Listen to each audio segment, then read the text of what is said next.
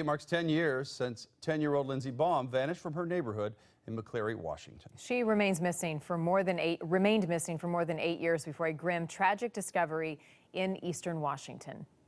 On June 26, 2009, Lindsey was returning from her friend's house around 9:15 in the evening. It was about a 5-block walk in McCleary, and she was spotted by a neighbor as she set out. That was the last time Lindsey was seen alive. Lindsey's mom, Melissa, called police about an hour and a half later. The ensuing search for her stretched across Washington and included the FBI. Lindsey's case even went nationwide, with her face appearing on the front of People magazine in November of 2009. Despite dozens of search warrants and hundreds of interviews, years passed before an answer would be found. That came in the fall of 2017 when hunters in a remote area of eastern Washington came across human remains. The FBI confirmed the discovery to be Lindsey Baum, nearly a half a year later in May 2018. And the person or people who took Lindsey are still out there. And while the search continues for her killer, Lindsey's hometown is remembering her with a memorial being dedicated tonight. AJ Janavel is in McCleary with more.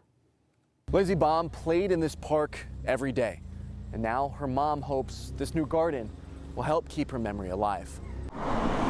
On a gray, stormy Wednesday evening, this garden is a ray of light. I just wanted something pretty. While this new garden provides beauty to the park, its purpose is much greater. I want people to hear her laughter and feel her spirit. 10 years ago to the day, Melissa Baum saw her only daughter, Lindsey, for the last time. This is probably my worst day of the year. Melissa says she would much rather lock herself away on this day.